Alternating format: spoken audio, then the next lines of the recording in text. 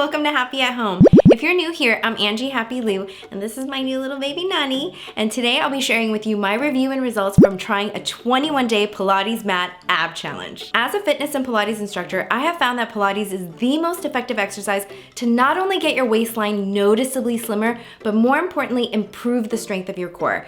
I'll be sharing all of the details of how I performed this 21-day Pilates Ab Challenge, the pros and some cons, and whether I think you should try this challenge for yourself. Right, Nan? Of course, there are a ton of Pilates exercises and challenges out there, but as a Pilates instructor for over 20 years, you'll learn why this very specific challenge is the best and will help you get that perfect, strong Pilates toned stomach you've always wanted. Okay, so here are all the details. This challenge is centered around a set of classic Pilates mat exercises, first starting with 5 abdominal exercises performed one after the other called the Series of 5, as well as a few others. For the first 7 days, you'll be doing a simple yet super challenging 9-minute workout video called Mini Mat 1, which breaks down the first 3 exercises in the Series of 5. For the next 7 days, you'll be doing Mini Mat 1 and 2, both 9 minutes each, ideally in a consecutive order. But even if you did them at different times of the day, that's fine too. I'm just saying ideally so you can get used to the sequence, keep your heart rate up for almost 20 minutes, and avoid having to shower or freshen up twice in one day, right? I have another great video that talks a lot about your target heart rate and getting into your fat burning zone, so be sure to check that out. For the last 7 days, you'll be doing Mini Mat 1, 2, and 3. Yep, each 9 minutes long, which brings you to a total of 27 minutes of pure core torture. Just kidding, or maybe not. By this week, you'll feel so strong and you'll be noticing that you can get through almost and maybe even all of the levels without even stopping. So to give you a quick recap, first, don't forget to take a photo of your abs as well as measure, as this will really help you track your progress. So start with a photo of your abs. Then from day 1 to day 7, you're gonna do Mini Mat 1, which consists of 3 exercises, only 9 minutes long. After week 1, take another photo of your abs. Then during day 8 through 14, do Mini Mat 1 and 2, which will consist of 6 exercises performed for a total of 18 minutes. After week 2, take another photo of your abs. Then day 15 through 21, do Mini Mat 1, 2, and 3, which will consist of 9 exercises performed for a total of 27 minutes. After week 3, take another photo of your abs. Then make a collage and compare your photos and get ready to be amazed at your results. This baby fell asleep. Okay, so what are the pros to this 21-day ab challenge? Number 1, first of all, your new and highly improved abs, of course. Not only will you see a noticeable difference in your definition as well as a slimmer waistline, but you will feel like you have the strongest core ever.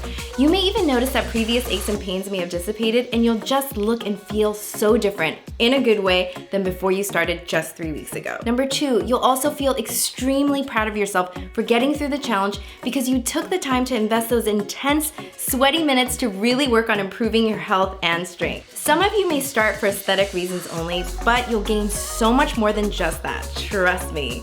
And last but not least, you'll feel so confident about knowing the fundamentals of classic Pilates, having great form, and feeling like $1,000,000 that not only will your current or future practice thank you for it, you will be addicted to learn more. Trust me on this again. Hang in there, baby. It's better than you screaming. Okay, so what are the cons to this challenge? I can't lie, but there are some cons. The way this program is designed isn't your average classic Pilates mat sequence, but rather it takes a few exercises per video and just repeats them over and over again at varying levels of intensity, cueing you to make it harder and harder. And seriously, even though I've been teaching and practicing Pilates for over 20 years, my veteran butt is kicked every single time I do this challenge. So unlike a classic Pilates mat sequence where you'd only be doing a few reps per exercise, the moves in this challenge can seem pretty repetitive, but practice makes permanent, right? You're trying to achieve serious results in a very short amount of time, so the repetition only makes sense to get you those results faster. And let's not forget, no pain, no gain, honey. And by week 2, you can sometimes feel like you can't get through it, honestly, but once you get to week 3, you know the finish line is right there, so you can't give up now. Also, the moves covered in week 3 give some repeat because you are now lying on your stomach, and it gives your abs a wee bit of a break, although it's imperative you are engaging your core the whole time. So you just worked your tail off for 21 days to get these abs, so now what? Is there even a way to maintain these results without having to continue at this intensity? Absolutely yes, and that's what I'll be covering next. Now that you have your super powerhouse abs, how can you maintain them? Of course, maintaining a healthy and balanced diet paired with cardio and strength training will help you stay in optimal health, but adding a regular Pilates practice into your weekly routine will be life-changing. Be sure to check out my video on how a consistent Pilates practice changed my life over 20 years ago. But if you're pressed for time, super excited about your results, and want the easiest way to maintain them, do this 5-minute Pilates ab workout 3 to 5 times a week, if not daily. You can do it after your morning or evening walk, cardio, or just before heading out to work or before bed, as long as you do it. If you don't do any core workouts or keep up with your Pilates practice, you will lose a significant amount of strength in as little as 2 weeks, so be sure to keep it up. Again, trust me, because even as a fitness professional, I've taken lengthy breaks from my practice, and boy, could I feel it and see it. I would also recommend revisiting this challenge 1 to 2 times a year, especially if you feel like you've lost strength from taking significant time off. So here's my story. I designed this challenge to really give my audience a taste of what classic Pilates is really like. Not that Pilates doesn't make me sweat type, which is absolutely ridiculous, but real traditional Pilates mat work that I find to be more challenging than any workout I have ever tried, even after 20 plus years of practicing it.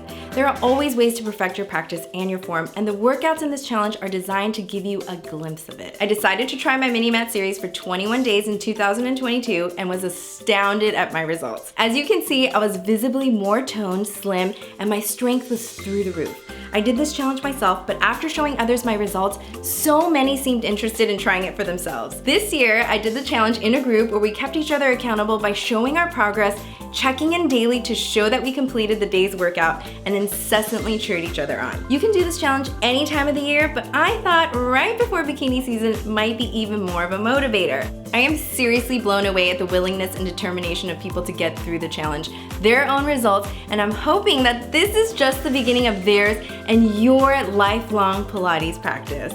So here are some tips for successfully completing this 21-day ab challenge. Number 1, try to do your workout in the AM.